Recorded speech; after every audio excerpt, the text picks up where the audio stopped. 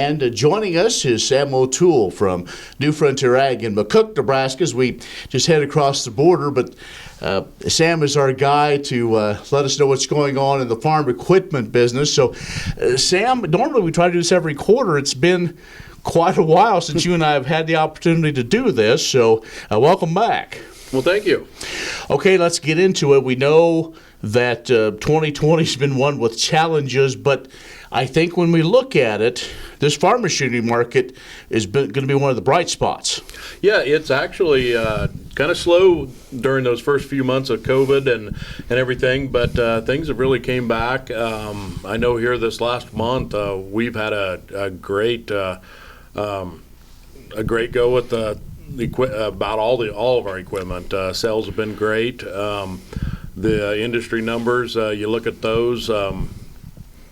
Most everything is selling. I mean, combines are great. That's been a gluttony that we've had in the industry for a number of years, and here the last couple of years, used combine sales have been really good. So it seemed like that combines from different parts of the country were coming maybe to here or to, especially the Corn Belt, as maybe looking at adding that second machine, if you could, for a reasonable price. Yeah, we've had a lot of customers seem to be doing that. Well, let's talk about those tractors. Tractors always seem to be a pretty hot market. Yeah, the smaller horsepower tractors, those 100 to 170 horsepower tractors, are moving really well. The larger horsepower tractors seem to be a little slower. And then that utility hobby farmer type market seems to be pretty good too as well. But that larger market still a little slow. Those are the real expensive ones, and we're still having a little trouble, moving those.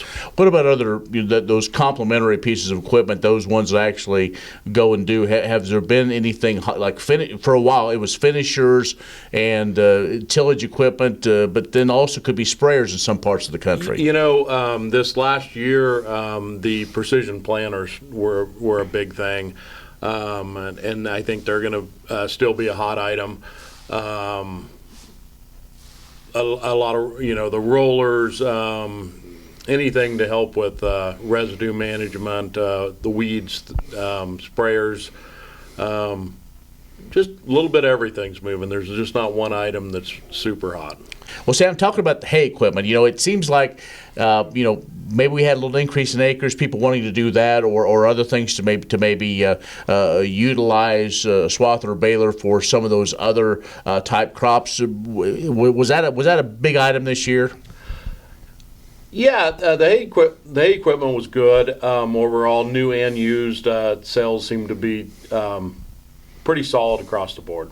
All right.